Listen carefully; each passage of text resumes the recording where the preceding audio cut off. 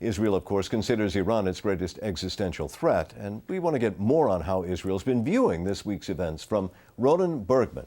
He is one of Israel's leading investigative journalists and author of The Secret War with Iran. Nice to see you. Hi, Marty. How is this all being monitored, the developments in Iran? How is this being viewed by the Israeli government, and specifically, what do the security forces think?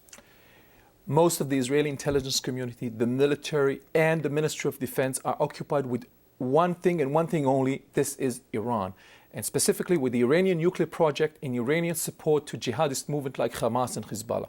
From their point of view, they attribute lesser importance to the question of who populates the presidential office, because they believe that the person calling the shots in Tehran is the supreme leader, not the president. It's Ali Khamenei. And because of that, they see lesser importance to the question of whether it's Ahmadinejad or Mousavi, because all of them are part of a system, part of the revolution. All of them supports the continuation of support to Hamas and Hezbollah and the continuation of the race towards the nuclear bomb. There's a perception in this country that Israel would actually prefer that Mahmoud Ahmadinejad remain as president. Is that true? Yeah, because Israel see very little difference between Ahmadinejad, Karouvi, or Mousavi.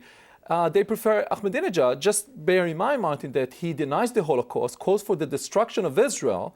He's supportive of suicide bombing, and he continued to support the nuclear project. So does he make the case that Israel wants to make about the threat of Iran that much easier? Yeah, he is making it so much easier that there are people in Israel, jokingly, saying that in fact, his name is not Ahmadinejad, that he is the best Mossad mole that was ever planted in Iran. He is a Farsi Jew from Tel Aviv called Moshe that was planted there just to take the veil off the face of this regime.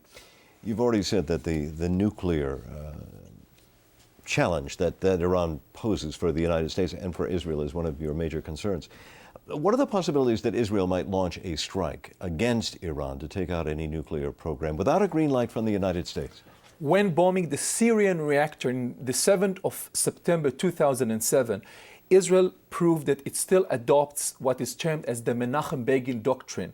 Basically says that Israel would never accept the fact that a country that calls for its destruction has the means to deliver such an atomic blow.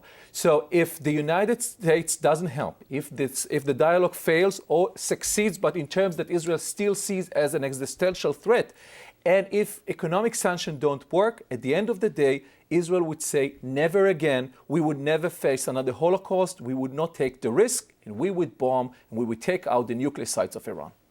Ronen Bergman, thank you very much. Thank you very much, Martin.